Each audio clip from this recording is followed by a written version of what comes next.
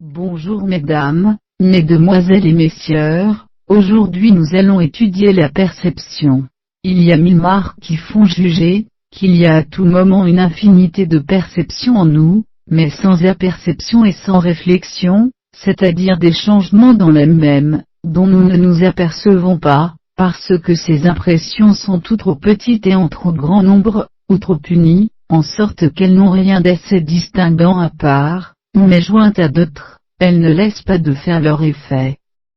et de se faire sentir au moins confusément dans l'assemblage. C'est ainsi que l'accoutumance fait, que nous ne prenons pas garde au mouvement d'un moulin ou à une chute d'eau, quand nous avons habité tout auprès depuis quelque temps.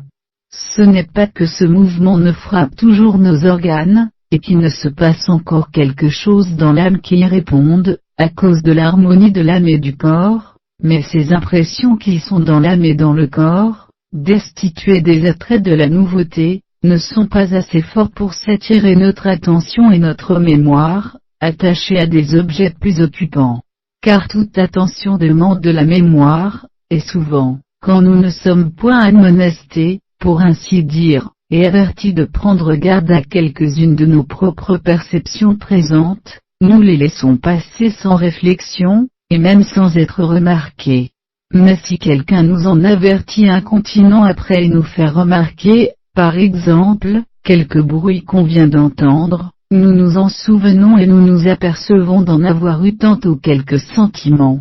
Ainsi c'étaient des perceptions, dont nous ne nous étions pas aperçus incontinent, la perception ne venant dans ce cas que de l'avertissement après quelque intervalle, tout petit qu'il soit. Et pour juger encore mieux des petites perceptions, que nous ne saurions distinguer dans la foule, j'ai coutume de me servir de l'exemple du mugissement du bruit de la mer, dont on est frappé quand on est au rivage. Pour entendre ce bruit comme l'on fait, il faut bien qu'on entende les parties qui composent ce tout, c'est-à-dire les bruits de chaque vague, quoique chacun de ces petits bruits ne se fasse connaître que dans l'assemblage confus de tous les autres ensembles, c'est-à-dire dans ce mugissement même, et qui ne se remarquerait pas si cette vague, qui le fait, était seule. Car il faut qu'on soit affecté un peu, par le mouvement de cette vague et qu'on ait quelque perception de chacun de ces bruits, quelque petit qu'ils soient, autrement on n'aurait pas celle de 100 000 vagues,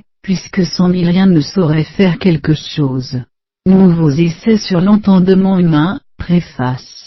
La nature nous a montré dans le sommeil et dans les évanouissements, un échantillon qui nous doit faire juger, que la mort n'est pas une cessation de toutes les fonctions, mais seulement une suspension de certaines fonctions plus remarquables. Et j'ai expliqué ailleurs un point important, lequel, n'ayant pas été assez considéré, a fait donner plus aisément les hommes dans l'opinion de la mortalité des âmes, c'est qu'un grand nombre de petites perceptions égales et balancées entre elles, qui n'ont aucun relief ni rien de distinguant, ne sont point remarquées et on ne saurait s'en souvenir. Mais d'en vouloir conclure qu'alors l'âme est tout fait sans fonction, c'est comme le vulgaire croit qu'il y a un vide, ou rien là où il n'y a point de matière notable, et que la terre est sans mouvement, parce que son mouvement n'a rien de remarquable, étant uniforme et sans secousse. Nous avons une infinité de petites perceptions, et que nous ne saurions distinguer, un grand bruit étourdissant comme par exemple,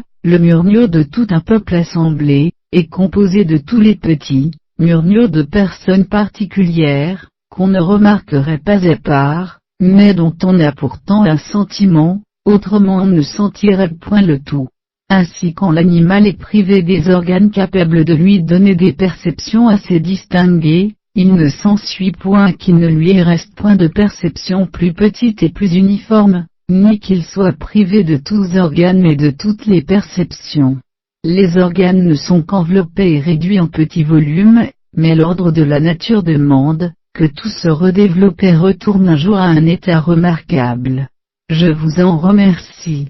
Bonjour mesdames.